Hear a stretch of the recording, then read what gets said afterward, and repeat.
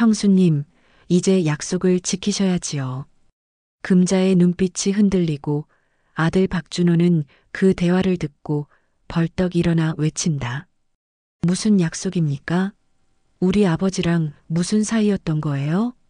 순식간에 장례식장은 아수라장이 된다. 숨겨진 강남 건물, 그리고 아들의 빚 보증 서류가 드러나며 애도의 자리는 곧 재산 싸움과 배신의 진실이 뒤엉킨다. 사연 시작하기 전 복 많이 들어오는 무료 버튼인 구독과 좋아요를 눌러주세요. 여러분의 클릭 한 번이 저희에게 큰 힘이 됩니다. 낡은 한옥이 한 채 있습니다. 늦가을 바람이 기와 사이를 스치고 지나가면서 쌀쌀한 소리를 냅니다. 마당 한켠에 자리 잡은 장독대 위로 낙엽이 포슬포슬 내려앉습니다. 붉게 물든 단풍잎과 노란 은행잎이 뒤섞여 바닥을 덮어갑니다. 담장 너머로 개 짖는 소리가 들리고 멀리서 차 지나가는 소리가 희미하게 들립니다. 이금자는 올해 70입니다.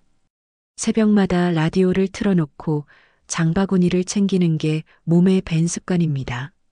라디오에서 흘러나오는 오래된 트로트 가락에 맞춰 허허하고 짧게 콧노래를 흥얼거립니다. 그 소리가 조용한 새벽 공기 속에 스며듭니다. 금자는 부엌에 서서 물을 썰고 된장찌개를 끓입니다. 김이 모락모락 피어오르고 창문에 성에가 희미하게 맺힙니다. 된장 냄새가 집 안가득 퍼집니다.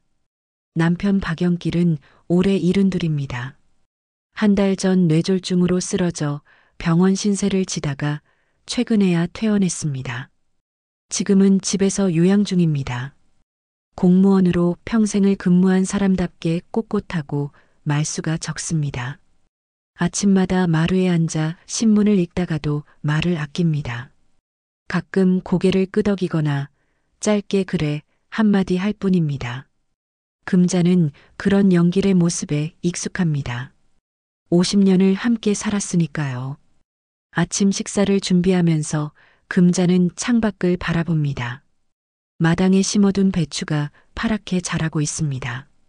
올해 김장은 언제 할까 생각하다가 금자는 고개를 저으며 다시 부엌 일에 집중합니다. 물을 한 개 더 꺼내서 깍둑 썰기를 합니다. 칼질 소리가 경쾌하게 도마를 두드립니다. 여보, 밥 됐어요. 금자가 마루를 향해 소리칩니다. 영길은 천천히 일어나서 식탁으로 옵니다. 다리를 조금 절뚝입니다. 뇌졸중 후유증입니다. 금자는 영길이 앉을 때까지 기다렸다가 밥그릇을 내려놓습니다. 된장찌개, 김치, 시금치나물, 멸치볶음, 소박한 상차림입니다. 많이 드세요. 응. 영길은 짧게 대답하고 숟가락을 듭니다. 금자는 맞은편에 앉아서 영길의 얼굴을 살핍니다. 요즘 들어 영길의 얼굴이 자주 어둡습니다. 무슨 생각을 하는지 금자는 알 수 없습니다. 물어봐도 괜찮아 한마디로 넘어갑니다. 금자는 그 말투에 익숙해졌지만 가끔 불안합니다. 왜 저렇게 말이 없을까? 왜 저렇게 눈빛이 무거울까? 속으로 궁금해하지만 입 밖으로 내지는 않습니다. 식사를 마치고 금자는 설거지를 합니다. 찬물에 손을 담그니까 시립니다. 가을이 깊어지면서 날씨가 제법 추워졌습니다. 금자는 고무장갑을 끼고 그릇을 닦습니다. 창밖으로 해가 조금씩 올라옵니다. 마당에 햇살이 부서집니다. 동네에는 경로당 총무 최만수가 있습니다. 올해 62입니다. 동네 잔일을 도와주는 사람으로 경조사부터 공공근로 안내까지 바쁘게 움직입니다. 금자는 만수를 자주 봅니다. 경로당 행사 때마다 만수가 앞장서서 챙기고 동네 어르신들 병원 갈 때도 차를 몰아줍니다. 금자는 양팔을 다듬으며 속으로 중얼거립니다. 세상사 다 지나가는 거지. 그래도 이 사람들 덕에 하루가 돌아가네. 요 며칠 만수가 자주 들렀습니다. 휠체어를 미는 손길이 익숙하고 거칠지 않습니다. 영기를 병원에 데려가거나 약을 대신 타오거나 서류를 정리하는 일을 돕습니다. 금자는 고마운 마음이 큽니다. 만수가 없었으면 혼자서 영기를 돌보기 힘들었을 겁니다. 오전 10시쯤 현관문이 열립니다. 만수가 들어섭니다. 형수님 계세요? 최총무. 들어오세요. 금자는 앞치마를 두르고 거실로 나갑니다. 만수는 손에 비닐봉지를 들고 있습니다. 형수님, 약국에서 약 타왔습니다. 오늘 드실 거 챙겨드릴게요. 아이고, 고마워요. 제가 갈 텐데 자꾸 신세를 지네. 아니에요. 형님하고 저는 오래된 사이잖습니까? 만수는 영길과 군대 동기입니다. 그 인연으로 동네에서도 자주 마주치고 서로 챙기는 사이입니다. 금자는 만수의 도움에 감사하지만 가끔 남편이 만수와 나누는 대화가 궁금합니다. 두 사람은 방문을 닫고 낮은 목소리로 이야기를 나눕니다. 금자는 밖에서 귀를 기울이지만 잘 들리지 않습니다. 가끔 그래, 그렇게 하자, 조금만 더 기다려봐 같은 말이 새어나옵니다. 금자는 궁금하지만 참습니다. 점심을 먹고 금자는 마당으로 나갑니다. 빨래를 널고 장독대를 닦고 마루를 쓸어냅니다. 하루가 그렇게 지나갑니다. 평온한 일상입니다. 조금은 지루하지만 안정적입니다.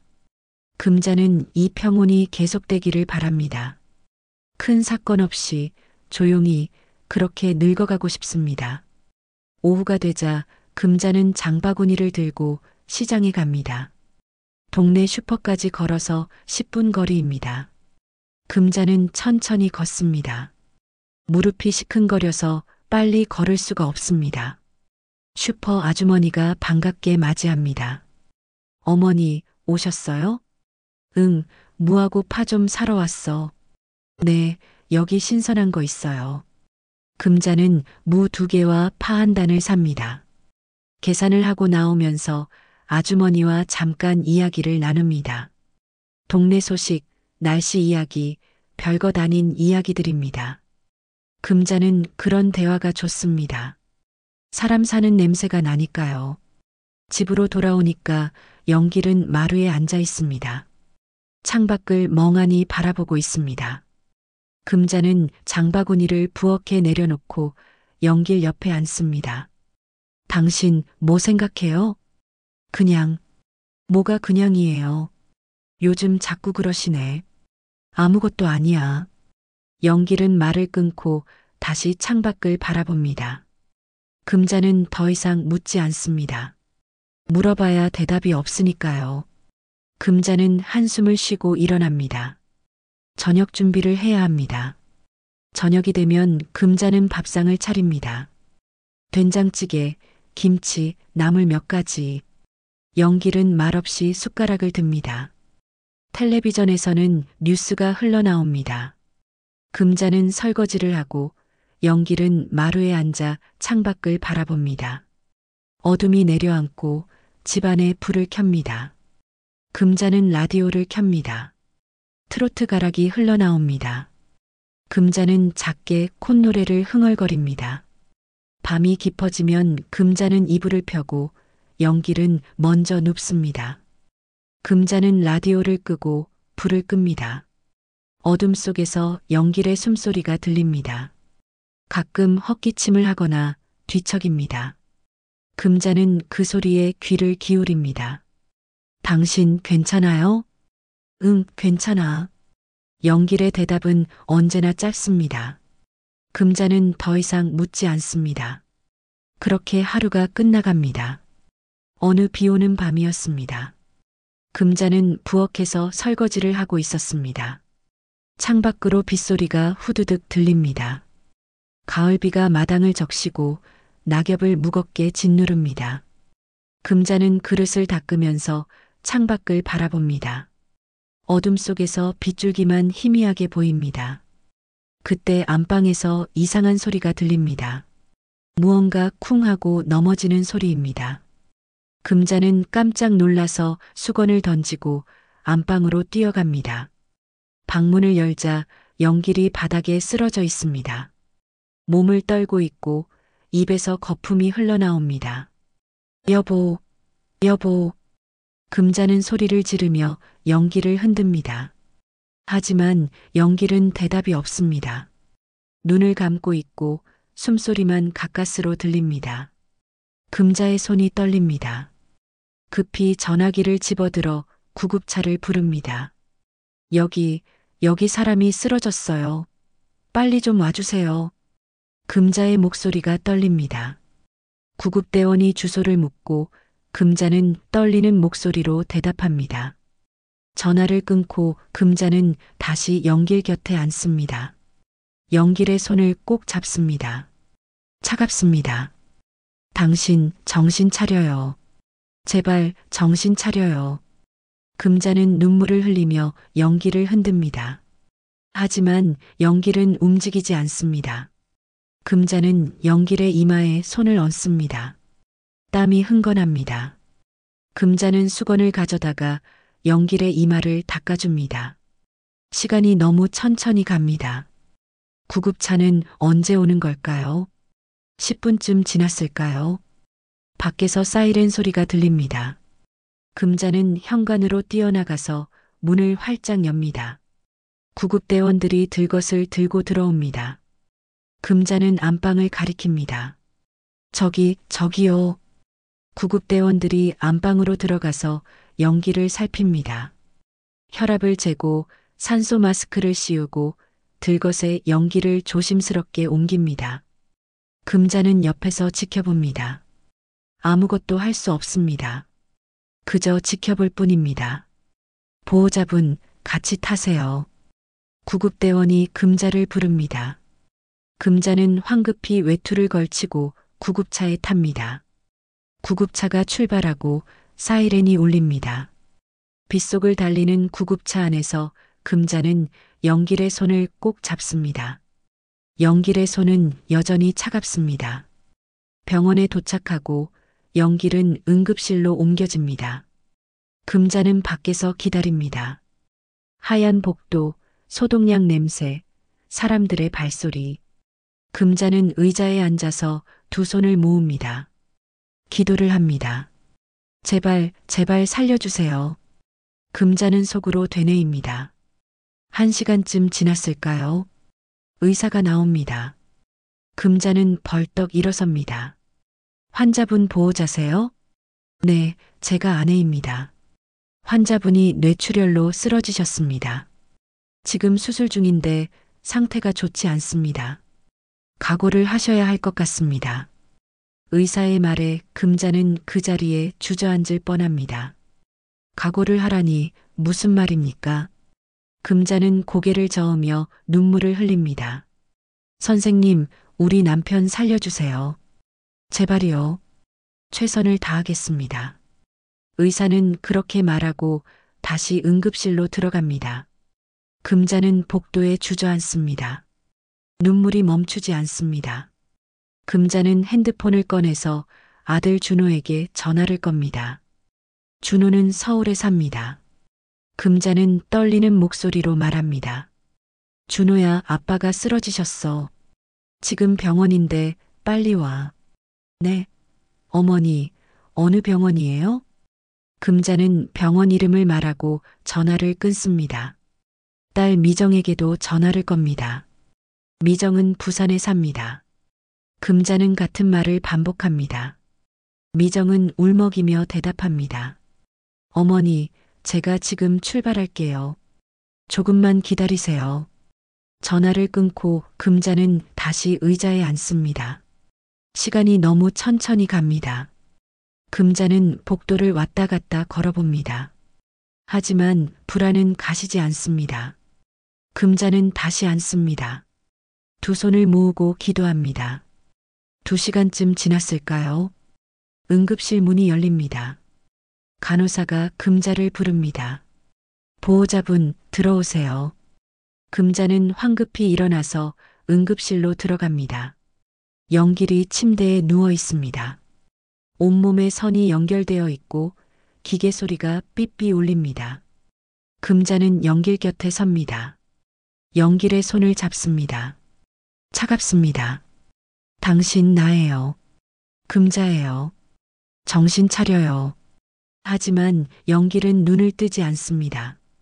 의사가 금자에게 말합니다. 수술은 마쳤습니다만 환자분이 의식을 회복하지 못하고 있습니다. 이틀 안에 의식을 회복하지 못하면 위험합니다. 금자는 고개를 끄덕입니다. 말이 나오지 않습니다. 금자는 영길의 손을 꼭 잡습니다. 제발, 제발 깨어나세요. 금자는 속으로 되뇌입니다. 새벽이 밝아옵니다. 금자는 영길 곁을 떠나지 않습니다. 간호사가 금자에게 차를 가져다 줍니다. 금자는 고맙다고 말하지만 차는 마시지 않습니다. 목구멍으로 넘어가지 않습니다. 아침이 되고 준호가 도착합니다. 준호는 숨을 헐떡이며 응급실로 들어옵니다. 어머니, 아버지는요? 아직 의식이 없어. 준호는 영길을 바라봅니다. 준호의 얼굴이 굳습니다. 준호는 영길의 손을 잡습니다. 아버지, 저 준호예요. 정신 차리세요.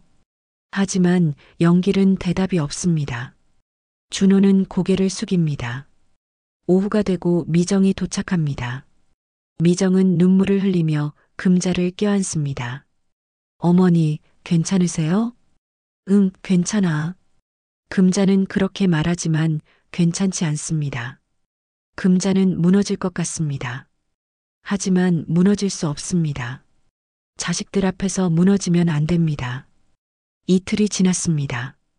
영길은 끝내 의식을 회복하지 못했습니다. 의사가 금자를 부릅니다. 환자분이 방금 숨을 거두셨습니다. 유감입니다. 금자는 그 자리에 주저앉습니다. 준호가 금자를 붙잡습니다. 미정은 소리 내어옵니다. 금자는 눈물을 흘립니다. 하지만 소리는 나오지 않습니다. 목이 메어서 소리를 낼 수 없습니다. 영길이 떠났습니다. 금자의 남편 준호와 미정의 아버지가 떠났습니다. 50년을 함께한 사람이 떠났습니다. 금자는 영길의 손을 잡습니다. 이미 식어버린 손입니다. 금자는 영길의 이마에 손을 얹습니다. 차갑습니다. 당신 가지 마요. 제발 가지 마요. 금자는 울먹입니다. 하지만 영길은 돌아오지 않습니다. 영원히 돌아오지 않습니다. 장례식장에 빈소가 차려졌습니다. 검은 리본이 입구에 걸려 있고 하얀 국화가 빈소 안가득 놓여 있습니다. 국화향이 코를 찌릅니다. 금자는 상복을 입고 영정 앞에 앉아 있습니다. 영길의 흑백 사진이 금자를 내려다봅니다. 금자는 영정을 바라보며 눈물을 닦습니다. 조문객들이 하나둘 들어옵니다. 동네 사람들, 친척들, 영길의 옛 직장 동료들입니다. 금자는 고개를 숙여 인사를 받습니다. 조문객들은 상가돌이 한마디씩 건네고 분향을 합니다. 금자는 그 말들이 공기처럼 무겁게 느껴집니다. 첫날 저녁이 되자 사람들이 더 많이 몰려듭니다. 경로당 사람들과 동네 어르신들이 줄지어 들어옵니다. 바깥 복도에서는 수육과 미역국 냄새가 스밉니다. 조문객들은 음식을 먹으며 이야기를 나눕니다. 금자는 빈소 안에 앉아서 그 소리를 듣습니다. 최만수가 들어옵니다. 만수는 검은 양복을 입고 있습니다. 만수는 분향을 하고 금자 앞에 섭니다. 금자는 고개를 들어 만수를 바라봅니다. 만수의 얼굴이 무겁습니다. 형수님, 마음이 많이 아프시죠? 최총무 고마워요. 끝까지 우리 영길이 도와줘서. 만수는 고개를 숙입니다. 그리고 금자의 귀에 낮은 목소리로 속삭입니다. 형수님, 이제 약속을 지켜야 할 때입니다. 금자는 깜짝 놀라서 만수를 바라봅니다. 무슨 약속입니까? 금자는 아무것도 모릅니다. 만수는 금자의 당황한 표정을 보고 입을 다뭅니다. 하지만 그 말을 바로 옆에서 듣던 준호의 얼굴이 굳습니다. 무슨 약속입니까? 준호가 만수에게 묻습니다. 만수는 준호를 바라봅니다. 준호의 목소리가 날카롭습니다. 우리 아버지랑 무슨 사이였어요? 금자는 당황해서 준호를 말립니다. 준호야, 지금은 아버지 빈소야. 말 가려라. 하지만 준호는 듣지 않습니다. 준호는 만수를 노려봅니다. 최 총무님, 분명히 말씀해 주세요. 무슨 약속입니까? 만수는 눈을 감고 고개만 숙입니다. 대답하지 않습니다. 금자는 불안합니다. 무슨 일입니까? 영길과 만수 사이에 무슨 일이 있었던 겁니까? 그날 밤 조문객들이 돌아가고 빈소가 조용해졌습니다. 금자는 유족실에 혼자 앉아 있습니다. 금자는 영길의 물건들을 정리합니다. 지갑, 시계, 그리고 오래된 폴더폰입니다. 금자는 폴더폰을 켭니다. 화면이 희미하게 밝아집니다. 금자는 폴더폰을 살펴봅니다. 전화번호부, 문자 메시지, 그리고 녹음 폴더입니다.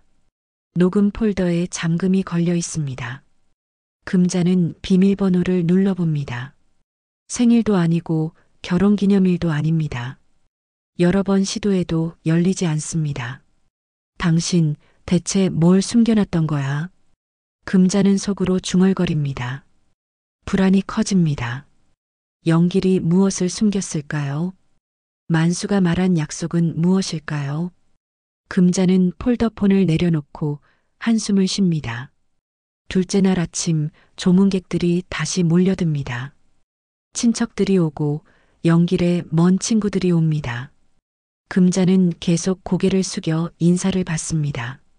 목이 아프고 허리가 아픕니다. 하지만 금자는 자리를 뜰 수 없습니다. 복도에서 수군거리는 소리가 들립니다.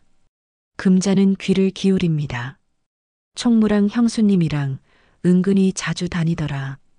맞아, 나도 봤어. 같이 병원 가고 그러던데. 그 남자 상조의 계좌까지 쥐고 있지 않나? 금자는 가슴이 철렁합니다. 사람들이 오해하고 있습니다. 만수는 그저 도와준 것뿐인데 사람들은 이상한 눈으로 봅니다. 금자는 입술을 깨뭅니다. 점심때가 되자 준호가 금자를 부릅니다. 준호는 빈소 구석으로 금자를 데려갑니다. 준호의 얼굴이 굳어 있습니다. 어머니, 아버지 돌아가신 날까지 숨길 겁니까? 뭘 숨겨? 아무것도 숨긴 거 없어. 저분이랑 무슨 관계예요? 준호가 만수를 가리킵니다. 금자는 화가 납니다. 말을 가려라. 최 총무는 내 아비 병원 일 다 도와준 사람이야. 도와준 대가로 뭘 받은 거죠? 금자는 준호를 노려봅니다. 하지만 대답할 말이 없습니다. 금자도 모르니까요. 영길이 만수와 무슨 약속을 했는지 금자는 모릅니다. 그때 만수가 다가옵니다. 만수는 손에 봉투를 들고 있습니다. 두툼한 서류철입니다. 만수는 조심스럽게 탁자 위에 봉투를 내려놓습니다. 표지에는 빨간 도장이 찍혀 있습니다. 명예신탁 해지 예정, 기밀이라고 쓰여 있습니다. 금자의 손이 떨립니다. 금자는 봉투를 집어듭니다. 봉투를 열고 서류를 꺼냅니다. 서류 속에는 건물 등기부등본이 들어 있습니다. 강남 변두리의 낡은 근린생활시설입니다. 그리고 임시명에 최만수라는 문구가 분명히 있습니다. 금자는 눈을 크게 뜹니다. 건물이라니 무슨 건물입니까? 금자는 이런 건물이 있는 줄 몰랐습니다. 준호가 서류를 빼앗아 봅니다. 준호의 눈빛이 번뜩입니다. 건물? 아버지가 건물을 왜 남 이름으로? 준호가 만수를 노려봅니다. 만수는 고개를 숙입니다. 금자는 서류를 다시 살펴봅니다. 서류 안에 더 많은 내용이 있습니다. 계약서, 공증서, 그리고 메모들입니다. 금자는 손이 떨려서 서류를 제대로 잡을 수가 없습니다. 만수 씨, 이게 대체 뭡니까? 금자가 떨리는 목소리로 묻습니다. 만수는 금자를 바라봅니다. 만수의 눈빛이 무겁습니다. 형수님, 나중에 말씀드리겠습니다. 지금은 빈소입니다. 지금 말해야죠. 도대체 우리 남편이랑 무슨 일을 꾸민 겁니까? 금자의 목소리가 커집니다.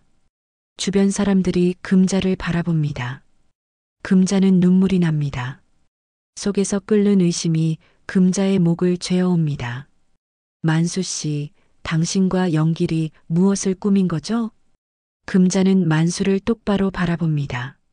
만수는 입술을 깨뭅니다. 하지만 대답하지 않습니다. 준호가 소리칩니다. 답하세요. 이 건물은 뭡니까? 복도가 술렁입니다. 사람들이 무슨 일인가 싶어 빈소 안을 들여다봅니다. 금자는 주저앉고 싶습니다. 하지만 주저앉을 수 없습니다. 금자는 서류를 꼭 쥡니다. 이 서류 속에 답이 있습니다. 영길이 숨긴 비밀이 이 서류 속에 있습니다. 미정이 달려옵니다. 미정은 금자와 준호 사이에 섭니다. 오빠, 어머니, 지금은 아버지 장례식이에요. 이런 얘기는 나중에 해요. 하지만 준호는 듣지 않습니다. 준호는 서류를 펼쳐봅니다. 금자도 서류를 다시 봅니다.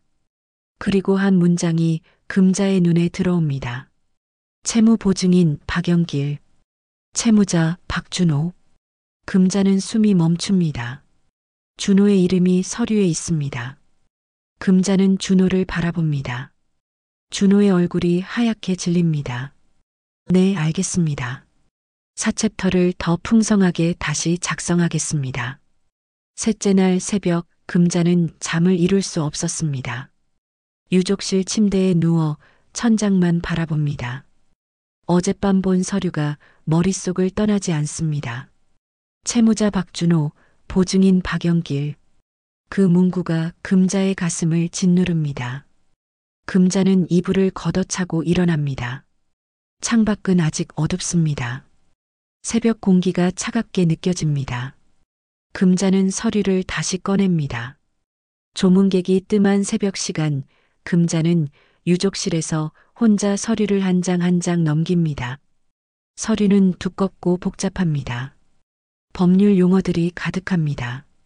명예신탁계약서, 채무보증서, 부동산 등기부등본. 금자는 이해하기 어렵지만 천천히 읽어내려갑니다. 손가락으로 한 줄 한 줄 짚어가며 읽습니다. 서류 중간쯤에서 금자의 손이 멈춥니다. 채무자 박준호, 차용금액 2억 5천만 원, 이자율 연 18%, 보증인 박영길이라고 적혀 있습니다. 금자는 눈을 크게 뜹니다. 2억 5천만 원이라니 어마어마한 돈입니다. 게다가 이자율이 18%라니요. 금자는 계산기를 두드려 봅니다. 1년이면 이자만 2,700만 원입니다. 한 달에 200만 원이 넘습니다. 금자는 손이 떨립니다. 준호가 언제 이런 빚을 졌습니까? 금자는 아무것도 몰랐습니다. 준호는 왜 말하지 않았습니까? 영길은 왜 금자에게 숨겼습니까? 금자는 가슴이 답답합니다. 금자는 서류를 더 읽어봅니다. 날짜는 2년 전입니다. 준호가 사업을 시작한다고 했던 때입니다. 준호는 금자에게 전화를 걸어 말했습니다. 엄마, 나 사업 시작하려고 해요. 작은 유통업체인데 전망이 좋아요. 금자는 조금 걱정했지만 준호를 믿었습니다. 아들이 하겠다는데 말리고 싶지 않았습니다. 하지만 사업은 잘 안 되었습니다. 준호는 점점 연락이 뜸해졌고 금자는 불안했습니다. 명절 때도 내려오지 않았습니다. 전화를 해도 바쁘다는 말만 했습니다. 금자는 준호가 힘든가 보다 생각했습니다. 하지만 이렇게 큰 빚을 진 줄은 몰랐습니다. 그런데 준호가 사채를 썼다는 건 몰랐습니다. 그것도 2억 5천만 원이나. 금자는 한숨을 쉽니다. 영길은 알고 있었던 겁니까? 그래서 만수와 함께 건물을 숨긴 겁니까? 금자는 영길이 원망스럽습니다. 왜 말하지 않았습니까? 왜 혼자 짊어지고 갔습니까? 서류를 더 넘기니까 메모지가 나옵니다. 영길의 손글씨입니다. 금자는 메모지를 집어듭니다. 영길의 글씨는 약간 떨려 있습니다. 병원에서 쓴 글씨인 것 같습니다. 준호 빚 더 커지기 전에 막아야 함. 건물을 만수 명의로 옮겨 임시 보관. 채권자들 손에서 빼앗기면 집안 전체가 무너짐. 금자는 모르게. 금자가 알면 상처받을 것. 내가 혼자 감당해야 함. 만수 부탁한다. 금자는 눈물이 납니다. 영길은 혼자 이 모든 걸 감당했던 겁니다. 금자에게 말하지 않고 만수와 함께 준호의 빚을 막으려 했던 겁니다.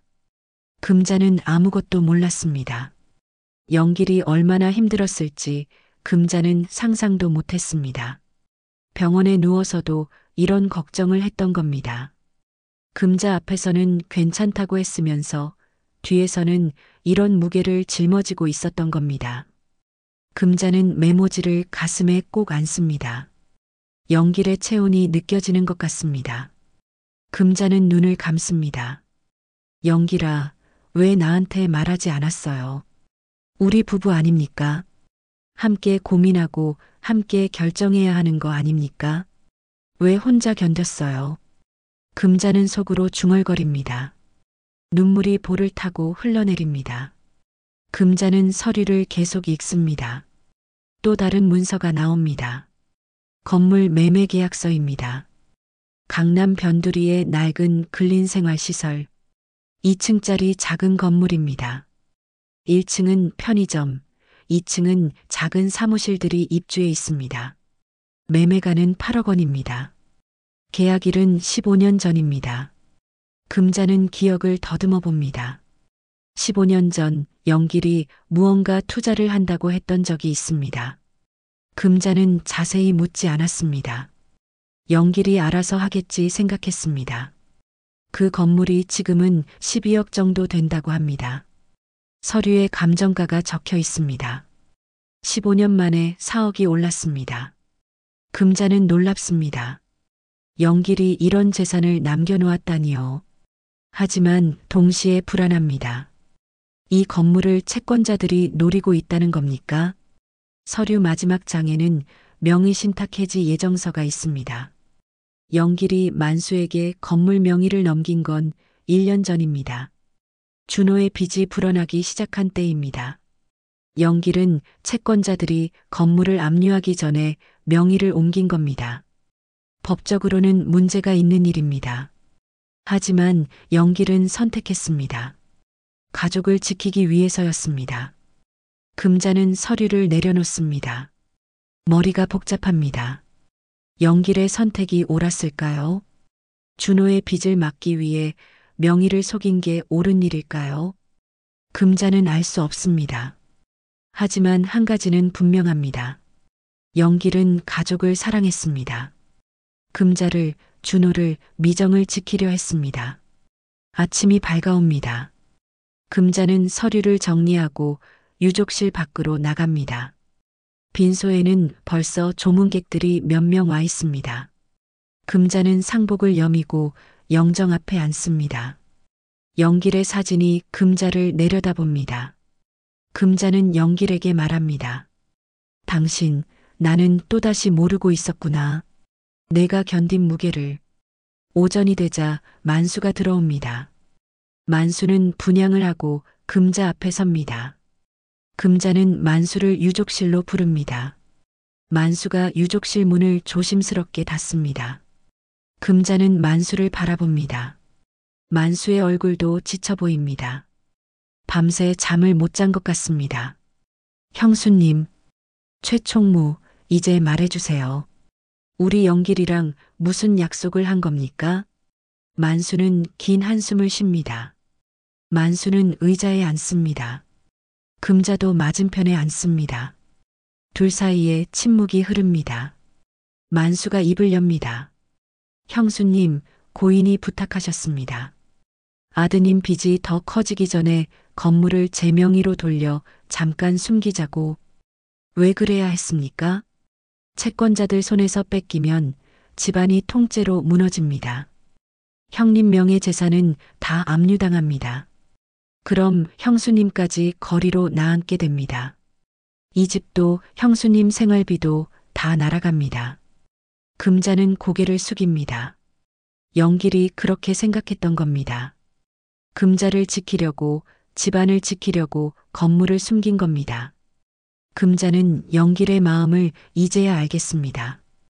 그럼 왜 나한텐 한마디도 안 했습니까? 형님이 형수님 상처받을까봐 제게 맡기셨습니다.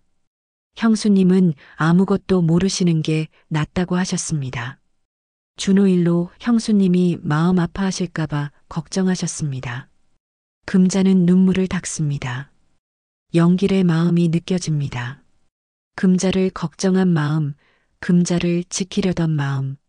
하지만 금자는 서운합니다. 왜 함께 의논하지 않았을까요? 왜 혼자 결정했을까요? 금자도 강한 사람입니다. 함께 견딜 수 있었습니다. 그때 유족실 문이 벌컥 열립니다. 준호의 사촌들이 몰려 들어옵니다. 4명입니다.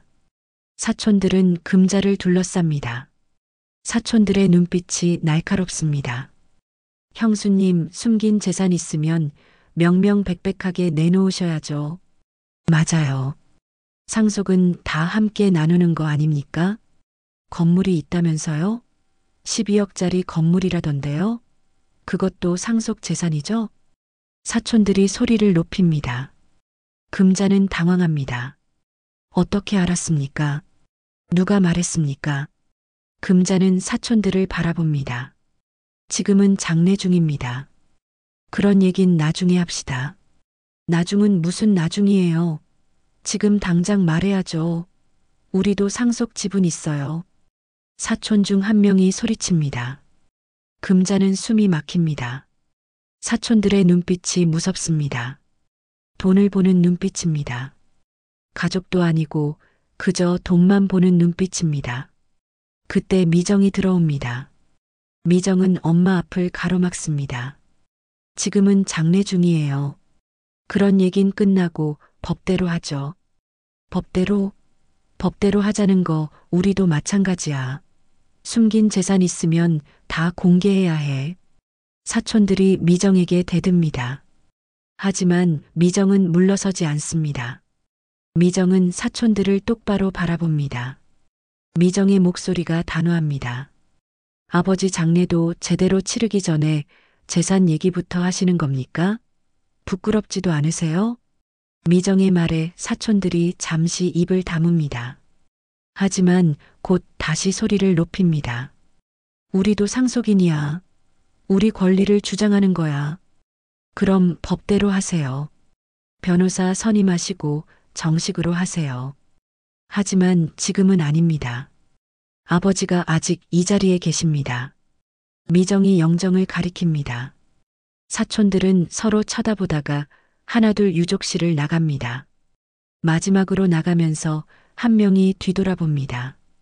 끝까지 숨기면 법적으로 대응할 겁니다. 문이 쾅 닫힙니다. 유족실이 조용해집니다. 금자는 의자에 주저앉습니다. 미정이 금자를 부축합니다. 어머니, 괜찮으세요? 응, 괜찮아. 금자는 그렇게 말하지만 괜찮지 않습니다. 금자는 무너질 것 같습니다. 장례 마지막 날 아침입니다. 금자는 새벽부터 빈소를 정리합니다. 오늘이 영결식입니다. 영기를 보내는 마지막 날입니다.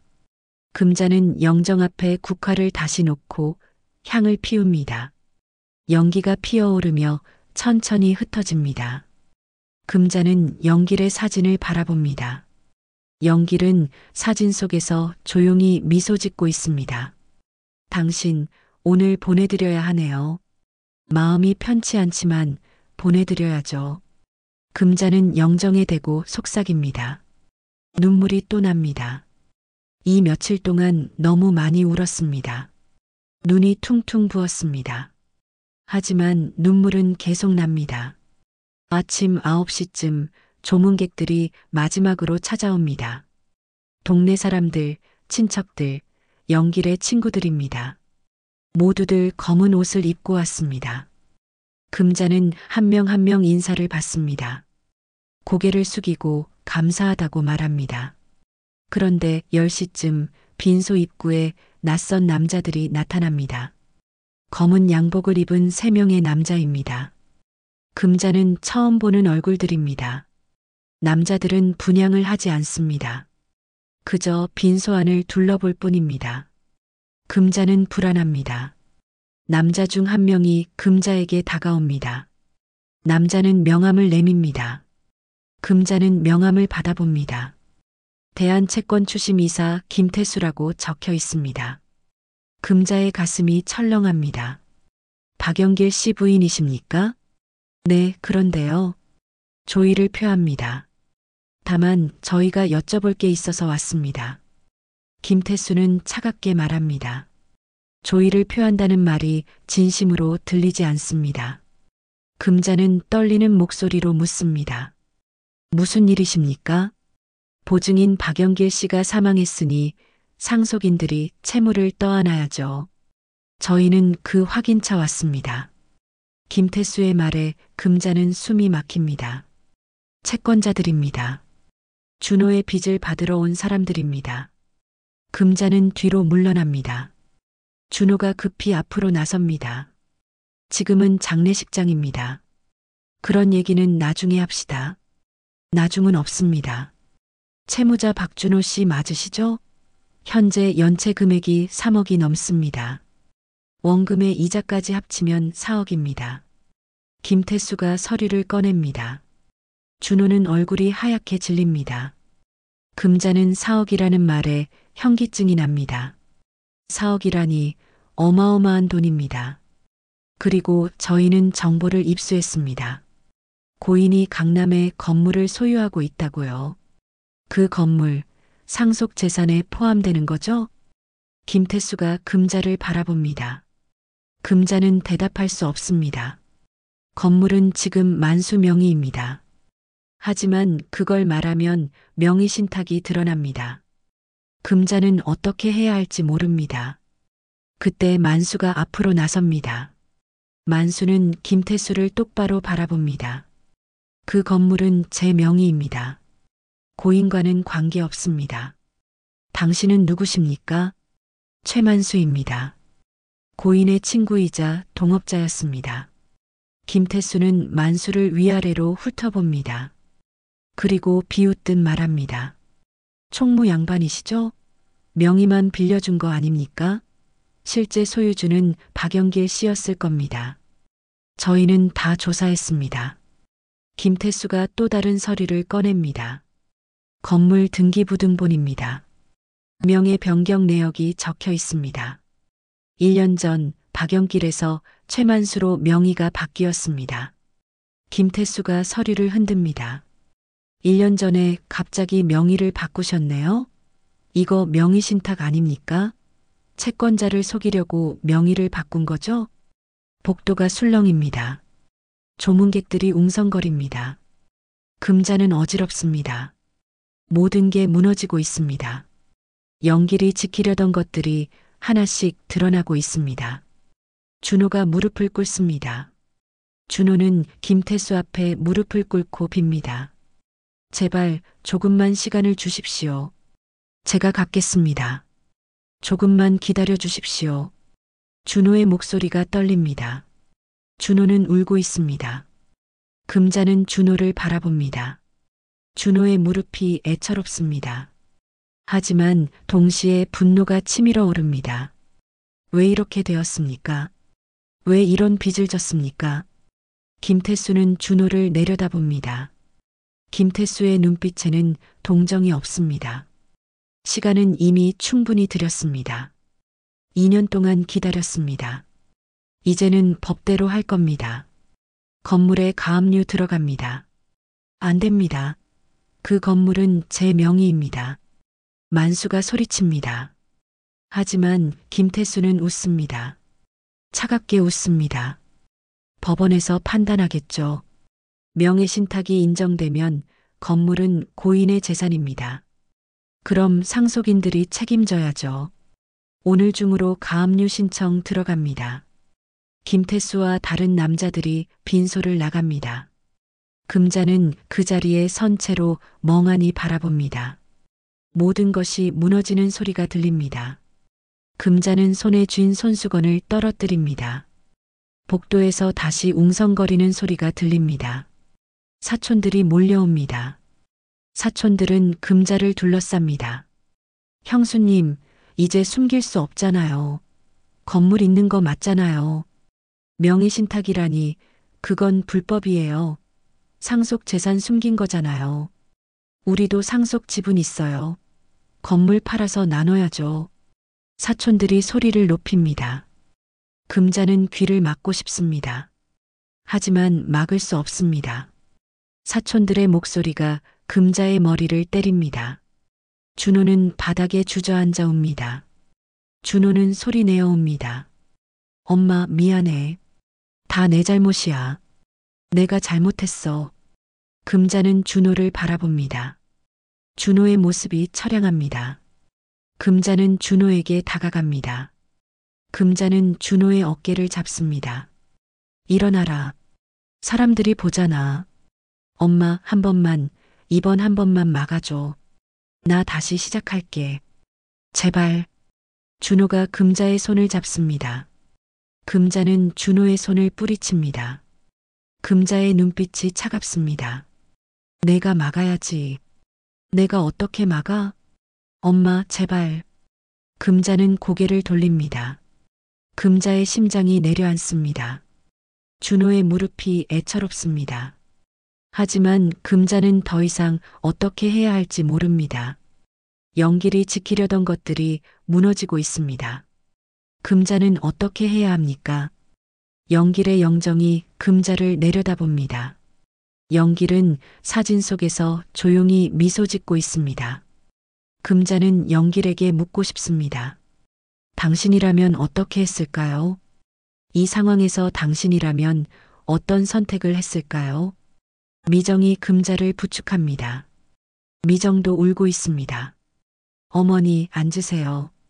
제발 좀 앉으세요. 금자는 의자에 앉습니다. 금자는 고개를 숙입니다. 모든 게 무겁습니다. 금자는 무너지고 싶습니다. 하지만 무너질 수 없습니다. 금자는 상주입니다. 영길의 아내입니다. 준호와 미정의 어머니입니다. 무너질 수 없습니다. 만수가 금자 옆에 섭니다. 만수는 조용히 말합니다. 형수님, 형님이 바라셨던 건 형수님이 지켜지는 겁니다. 아드님은 아드님이 책임져야 합니다. 금자는 만수를 바라봅니다. 만수의 말이 맞습니다. 영길이 바랐던 건 금자가 무너지지 않는 것입니다. 준호의 빚 때문에 금자까지 거리로 나앉는 걸 막으려 했던 겁니다. 금자는 눈물을 닦습니다. 금자는 결심합니다. 이제 금자가 선택해야 합니다. 영길이 남긴 뜻을 어떻게 지킬 것인지, 준호를 어떻게 대할 것인지 금자가 결정해야 합니다. 나는 어머니고 상주고 피해자고 동시에 가해자다. 내가 지켜야 할 건 무엇이지? 금자는 속으로 중얼거립니다. 하지만 답은 아직 명확하지 않습니다. 금자는 혼란스럽습니다. 하지만 한 가지는 분명합니다. 금자는 더 이상 모른 척할 수 없습니다. 금자는 직면해야 합니다. 진실과 마주해야 합니다. 영결식 시간이 다가옵니다. 사람들이 영구차 앞에 모입니다. 금자는 영정을 안습니다. 영길의 사진이 금자의 가슴에 안깁니다. 금자는 영길에게 속삭입니다. 당신 조금만 기다려요. 내가 정리하고 보낼게요. 영구차가 출발합니다. 금자는 영구차에 탑니다. 창밖으로 장례식장이 멀어집니다. 하지만 금자의 싸움은 이제 시작입니다. 장례를 마치고 집으로 돌아온 밤입니다. 금자는 텅 빈 한옥에 홀로 앉아 있습니다. 준호와 미정은 각자 집으로 돌아갔습니다. 금자는 거실 불을 켜지 않았습니다. 어둠 속에 앉아서 창밖만 바라봅니다. 달빛이 마당을 비춥니다. 장독대 위로 달 그림자가 깁니다. 금자는 연길의 폴더폰을 다시 꺼냅니다. 녹음 폴더의 잠금을 풀어야 합니다. 연길이 무슨 말을 남겼는지 들어야 합니다. 금자는 여러 번 비밀번호를 눌러봅니다. 생일, 결혼기념일, 아이들 생일. 모두 틀렸습니다. 금자는 한숨을 쉽니다. 연길이 좋아하던 게 뭐였을까요? 금자는 기억을 더듬어 봅니다. 연길은 트로트를 좋아했습니다. 특히 동백꽃 피는 섬이라는 노래를 즐겨 들었습니다. 라디오에서 그 노래가 나오면 연길은 작게 따라 불렀습니다. 그때 금자의 머릿속에 번개처럼 하나가 떠오릅니다. 둘이 처음 이사 온 날입니다. 이 한옥으로 이사 온 날, 연길과 금자는 짐을 풀고 마루에 나란히 앉아 막걸리를 마셨습니다. 그날이 3월 21일이었습니다. 금자는 떨리는 손으로 032를 누릅니다. 잠금이 풀립니다. 금자의 가슴이 두근거립니다. 녹음 파일이 하나 있습니다. 금자는 재생 버튼을 누릅니다.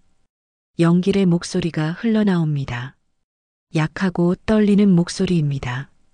병원에서 녹음한 것 같습니다. 금자야, 듣고 있지? 나는 이제 얼마 못 버틸 것 같구나. 의사 말로는 상태가 좋지 않다고 하더라. 금자야, 미안하다. 너한테 말 못한 게 너무 많아. 금자는 눈물이 납니다. 연길의 목소리가 너무 약합니다. 금자는 폴더폰을 꼭 쥡니다. 준호 일은 내가 막을 수 있을 줄 알았다. 부모 마음이 다 그렇지 않나. 자식이 힘들다는데 모른 척할 수 없었어. 하지만 내가 틀렸어. 준호는 계속 빚을 졌고 나는 더 이상 막을 수 없었지. 연길의 목소리가 잠시 멈춥니다. 기침 소리가 들립니다. 금자는 가슴이 아픕니다. 최만수는 네 군데 동기다. 속정 깊은 놈이야. 내가 쓰러진 뒤에도 병원비며 서류며 다 챙겨줬지. 건물은 원래 동네 어르신들 긴급자금으로 쓰려고 했던 거야. 경로당에서 아픈 사람 생기면 돈 없어서 병원 못 가는 경우가 많거든. 그걸 보고 마음이 아팠어. 그래서 건물 임대료로 기금을 만들려고 했지. 금자는 놀랍니다. 연길이 그런 생각을 하고 있었다니요. 금자는 아무것도 몰랐습니다. 근데 준호 빚이 터지면서 계획이 다 틀어졌어. 채권자들이 내 재산을 노리기 시작했거든. 그래서 만수한테 건물 명의를 잠깐 맡긴 거야. 내가 욕먹을까봐 말 못했다. 사람들이 우리 사이를 오해할까봐 걱정했어. 미안하다, 금자야. 금자는 눈물을 닦습니다. 연길은 금자를 걱정했던 겁니다. 사람들의 오해를, 금자가 받을 상처를 걱정했던 겁니다. 금자야, 하지만 마지막은 내가 결정해야 한다. 준호를 어떻게 할지, 건물을 어떻게 할지 내가 선택해. 나는 이제 너무 지쳤어. 미안하다. 사랑한다, 금자야. 녹음이 끝납니다. 금자는 폴더폰을 내려놓고 소리 내어옵니다. 연길의 목소리가 귀에 맴돕니다. 금자는 연길의 무게를 이제야 느낍니다. 연길이 혼자 짊어진 무게를 이제야 이해합니다. 금자는 눈물을 닦고 일어섭니다. 금자는 결심합니다. 연길이 말한 대로 금자가 선택해야 합니다. 더 이상 미룰 수 없습니다. 금자는 만수에게 전화를 겁니다. 밤이 깊었지만 만수는 바로 받습니다. 형수님, 최총무 내일 아침 일찍 우리 집으로 와주세요. 문서 전부 들고 오세요. 모두 보는 앞에서 끝냅시다. 형수님, 결심하신 겁니까? 네, 이제 정리해야죠. 연길이도 그걸 바랐을 겁니다. 금자는 전화를 끊습니다. 금자는 준호에게도 전화를 겁니다. 준호는 놀란 목소리로 받습니다. 어머니, 왜요? 무슨 일 있어요? 내일 아침 집으로 와라. 미정이도 부르고 얘기할 게 있다. 어머니, 무슨 얘긴데요? 내일 보면 안다. 꼭 와라. 금자는 전화를 끊습니다. 금자는 미정에게도 똑같이 전화합니다. 미정은 걱정스러운 목소리로 묻지만 금자는 내일 보자고만 합니다. 금자는 영길의 영정을 마루에 올려놓습니다. 금자는 영정 앞에 앉아서 작은 잔에 소주를 따릅니다. 영길이 좋아하던 술입니다. 당신 들었지? 나 이제 우리 집과 동네를 함께 지킬 거야. 혼자 울기만 하던 나는 여기까지야. 금자는 잔을 들어 영정에 바칩니다. 그리고 금자도 한 잔 마십니다. 술이 목구멍을 타고 내려갑니다. 쓰고 맵습니다. 하지만 금자는 눈 하나 깜짝하지 않습니다. 밤이 깊어갑니다. 금자는 서류를 다시 꺼내서 읽습니다. 명예신탁계약서, 건물 등기부, 채무보증서. 금자는 모든 걸 꼼꼼히 읽습니다. 이제는 이해가 됩니다. 영길이 왜 이런 선택을 했는지, 만수가 왜 도왔는지 모든 게 명확해집니다. 금자는 메모장을 꺼냅니다. 금자는 내일 할 말을 적어봅니다. 준호에게 할 말, 사촌들에게 할 말, 채권자들에게 할 말. 금자는 한 글자 한 글자 또박또박 적어 내려갑니다. 금자의 손은 이제 떨리지 않습니다. 새벽이 밝아옵니다. 금자는 잠을 자지 않았습니다. 하지만 피곤하지 않습니다. 오히려 정신이 또렷합니다. 금자는 세수를 하고 옷을 갈아입습니다. 깔끔한 한복을 입습니다. 영길의 장례식 때 입었던 옷입니다. 아침 8시 만수가 도착합니다. 만수는 서류 가방을 들고 왔습니다. 금자는 만수를 거실로 안내합니다. 만수는 탁자 위에 서류들을 펼쳐놓습니다. 공증서, 명의신탁 해지계약서, 상조의 규약, 그리고 경로 긴급지원비 기금안입니다. 9시쯤 준호와 미정이 도착합니다. 준호는 불안한 얼굴입니다. 미정은 걱정스러운 표정입니다. 금자는 두 사람을 앉힙니다. 얘들아, 엄마가 결정한 게 있다. 금자가 말을 시작합니다. 준호와 미정이 금자를 바라봅니다. 만수도 금자를 바라봅니다. 금자는 심호흡을 합니다. 너희 아버지가 남긴 건물이 있다. 강남에 있는 근린생활시설이야. 지금은 최총무 명의로 되어 있지만 원래는 너희 아버지 거였어. 아버지가 준호 빚 때문에 명의를 바꿔놓으신 거야. 준호가 고개를 숙입니다. 미정은 놀란 표정입니다. 금자는 계속 말합니다. 아버지는 이 건물로 동네 어르신들을 돕고 싶어 하셨어. 아픈 사람들 병원비를, 어려운 사람들 생활비를 지원하고 싶어 하셨지. 엄마는 아버지 뜻을 이루려고 해. 금자는 서류를 집어듭니다. 오늘 이 시간부로 건물 명의를 상속 재산으로 돌릴 거야. 그리고 임대 수익 일부는 경로당 긴급지원 기금으로 쓸 거야. 나머지는 준호 빚 갚는 데 쓰고. 준호가 고개를 듭니다. 준호의 눈에 눈물이 맺힙니다. 어머니, 저는요? 너는 내가 감당해야지. 엄마가 다 막아주면 너는 평생 배우지 못해. 금자의 목소리는 떨리지만 단호합니다. 준호는 입술을 깨뭅니다. 가엾음은 품고 단호함은 들고 오늘의 나는 어제의 나를 이겼다. 금자는 속으로 중얼거립니다. 금자는 이제 준비되었습니다. 제가 실수했습니다. 방금 6챕터를 완료했으니 이제 7챕터를 작성해야 합니다. 7챕터를 작성하겠습니다. 며칠 뒤 금자는 만수와 함께 공증 사무실을 찾아갑니다. 변호사도 동행했습니다. 금자는 모든 서류를 준비했습니다. 명예신탁 해지 서류, 상속재산 목록, 그리고 긴급지원기금 설립 계획서입니다. 공증인이 서류를 하나하나 확인합니다. 이 건물을 상속재산으로 등재하시고 동시에 임대 수익의 30%를 경로당 긴급지원 기금으로 사용하신다는 거죠? 네, 맞습니다. 금자가 대답합니다. 공증인은 고개를 끄덕이며 서류에 도장을 찍습니다. 금자도 도장을 찍습니다. 만수도 서명합니다. 모든 절차가 끝났습니다. 이제 법적으로 효력이 생깁니다. 형수님, 이제 됐습니다. 건물은 정식으로 상속 재산이 됐습니다. 만수가 말합니다. 금자는 긴 한숨을 쉽니다. 첫 단계를 마쳤습니다. 하지만 아직 끝이 아닙니다. 이제 채권자들과 사촌들을 만나야 합니다. 그날 오후 금자는 장례식장 근처 작은 회의실을 빌렸습니다. 채권자 김태수에게 연락했습니다. 김태수는 흔쾌히 응했습니다.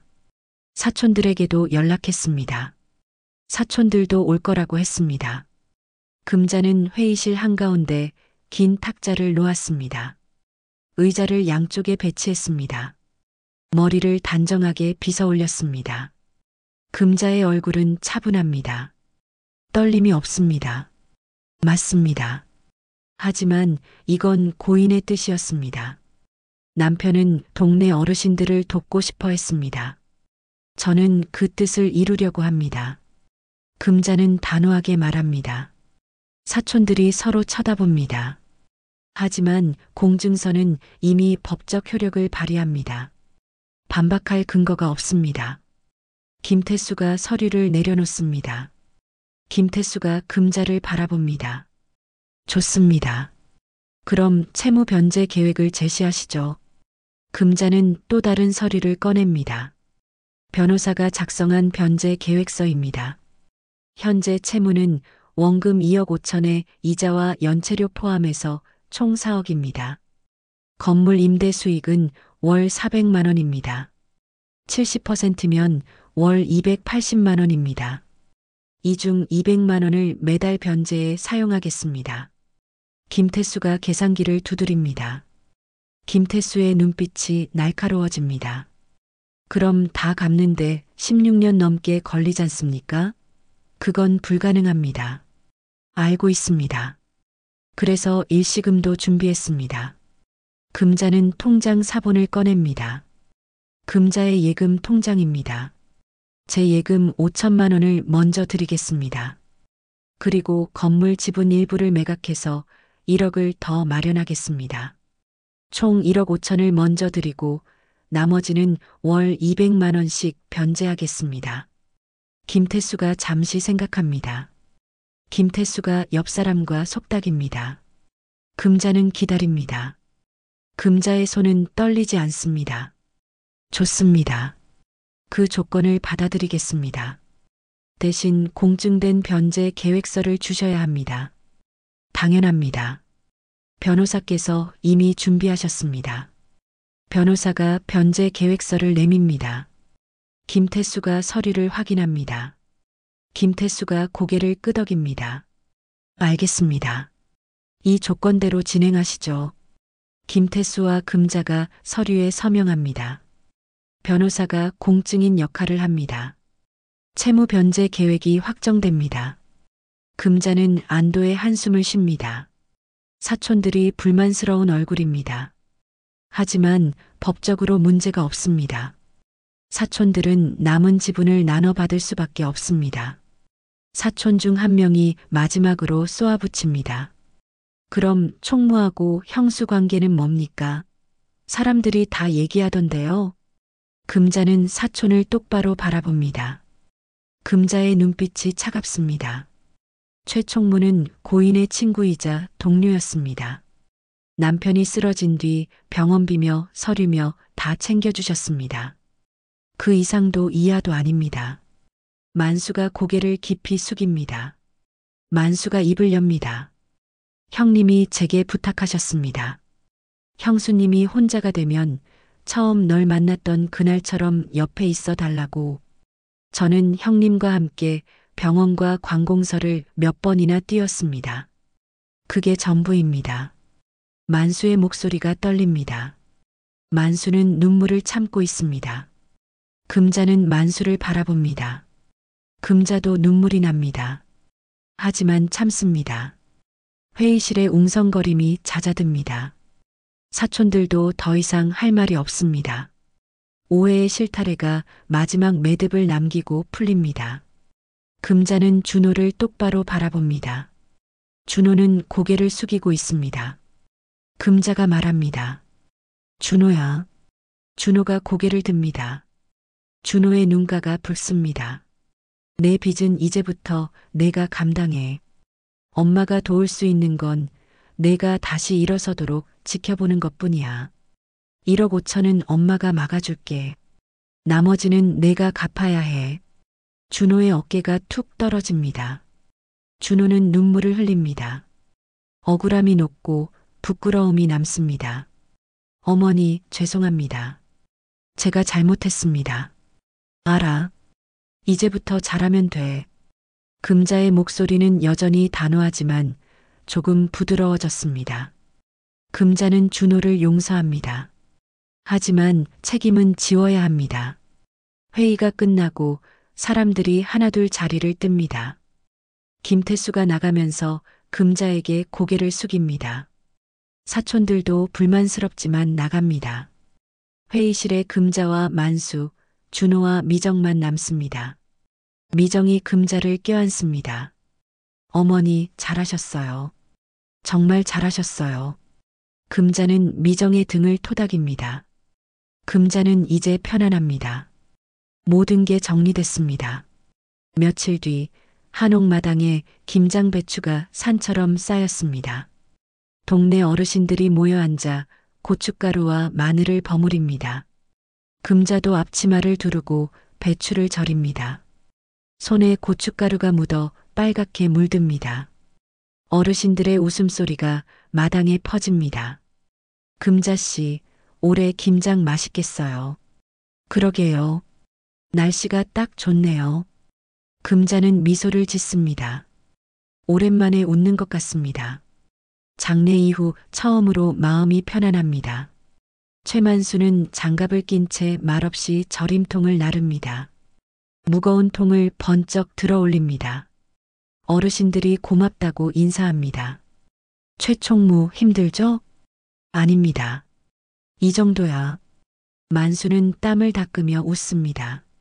금자는 만수를 바라봅니다. 고마운 사람입니다. 영길이 만수를 믿었던 이유를 이제 알겠습니다. 점심때가 되자 금자는 부엌에서 수육을 삽습니다. 김이 모락모락 피어오릅니다. 된장찌개도 끓입니다. 어르신들이 마루에 둘러앉아 밥을 먹습니다. 금자는 밥그릇을 나눠줍니다. 어르신들은 맛있다고 칭찬합니다. 금자는 뿌듯합니다. 식사를 마치고 금자는 부엌 창문을 반쯤 엽니다. 찬 공기가 들어옵니다. 금자는 하늘을 올려다봅니다. 구름 한 점 없이 맑습니다. 라디오에서는 트로트가 흘러나옵니다. 금자는 작게 콧노래를 흥얼거립니다. 영길이 좋아하던 노래입니다. 오후가 되자 준호가 집에 들릅니다. 준호는 작업복을 입고 있습니다. 얼굴에 피곤함이 역력합니다. 준호는 신용회복위원회 상담을 받기 시작했습니다. 작은 공장에 취직해서 일하고 있습니다. 월급은 적지만 성실히 일합니다. 어머니, 오늘 월급 받았어요. 준호가 봉투를 내밉니다. 금자는 봉투를 받지 않습니다. 내가 가져. 내 생활비로 써야지. 일부는 어머니 드려야죠. 됐어. 내가 빚부터 갚아. 그게 먼저야. 금자는 단호하게 말합니다. 준호는 고개를 숙입니다. 준호는 봉투를 다시 주머니에 넣습니다. 준호가 작게 말합니다. 어머니, 죄송해요. 그리고 감사해요. 알아. 이제 잘하면 돼. 금자는 준호의 어깨를 토닥입니다. 준호는 눈물을 참습니다. 금자도 눈시울이 붉어집니다. 하지만 울지 않습니다. 이제는 앞을 봐야 합니다. 미정도 집에 들릅니다. 미정은 어머니의 통장을 정리했습니다. 긴급지원 기금 계좌를 따로 만들었습니다. 금자는 미정에게 통장을 맡깁니다. 미정아, 내가 관리해줘. 엄마는 잘 모르겠어. 네, 어머니. 제가 꼼꼼히 챙길게요. 미정은 통장을 받아듭니다. 미정은 격리 일을 하기 때문에 숫자에 박습니다. 금자는 미정을 믿습니다. 저녁이 되자 어르신들이 하나둘 집으로 돌아갑니다. 김장배추는 절반 정도 담갔습니다. 내일 나머지를 마저 담그기로 했습니다. 금자는 마당을 쓸고 정리합니다. 만수가 도와줍니다. 둘은 말없이 일합니다. 형수님, 김장 끝나면 경로당 난방비부터 도울까요? 만수가 조심스럽게 묻습니다. 금자는 고개를 끄덕입니다. 그래요. 올해 겨울 누구도 떨지 않게 해요. 금자는 미소로 답합니다. 만수도 미소 짓습니다. 두 사람은 서로를 바라봅니다. 오해는 모두 풀렸습니다. 이제는 동네를 위해 함께 일할 동료입니다. 밤이 깊어갑니다. 금자는 영길의 영정을 마루에 올려놓습니다. 금자는 작은 잔에 소주를 따릅니다. 영길의 사진을 바라보며 잔을 듭니다. 당신 들었지? 나 이제 우리 집과 동네를 함께 지킬 거야. 혼자 울기만 하던 나는 여기까지야.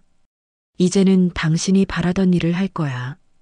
금자는 잔을 영정에 바칩니다. 그리고 금자도 한 잔 마십니다. 술이 목을 타고 내려갑니다. 금자는 눈을 감습니다. 영길의 목소리가 들리는 것 같습니다. 잘했다고, 고생했다고, 사랑한다고. 바람이 마루로 불어옵니다. 낙엽을 살짝 들어올립니다. 마치 누군가 금자의 등을 토닥이는 듯합니다. 금자는 미소 짓습니다. 영길이 곁에 있는 것 같습니다. 금자는 스스로에게 낮게 속삭입니다. 가엾음은 품고 단호함은 들고 오늘의 나는 어제의 나를 이겼다. 금자는 일어섭니다. 금자는 이불을 펴고 눕습니다. 오늘은 잠이 올 것 같습니다. 편안한 잠이 올 것 같습니다. 금자는 눈을 감습니다. 창밖으로 달빛이 마당을 비춥니다. 장독대 위로 은은한 빛이 내려앉습니다. 한옥은 조용합니다. 하지만 그 조용함 속에 따뜻함이 있습니다. 금자는 혼자가 아닙니다. 영길이 남긴 사랑이, 만수의 우정이, 준호와 미정의 효심이, 그리고 동네 사람들의 정이 금자를 감쌉니다. 금자는 이제 알았습니다. 상실은 끝이 아니라 새로운 시작이라는 걸, 슬픔은 무너짐이 아니라 성장의 과정이라는 걸, 금자는 영길을 떠나보냈지만 영길의 뜻을 이어받았습니다. 금자는 이제 강합니다. 금자는 이제 당당합니다. 내일도 해가 뜰 것입니다. 금자는 다시 장바구니를 들고 시장에 갈 것입니다. 라디오를 틀고 트로트를 들으며 콧노래를 부를 것입니다. 그리고 동네 어르신들과 함께 웃고 이야기할 것입니다. 금자의 일상은 계속됩니다.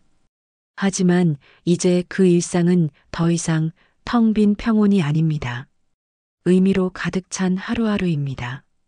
금자는 잠이 듭니다. 편안한 잠입니다. 꿈속에서 영길이 미소 짓습니다.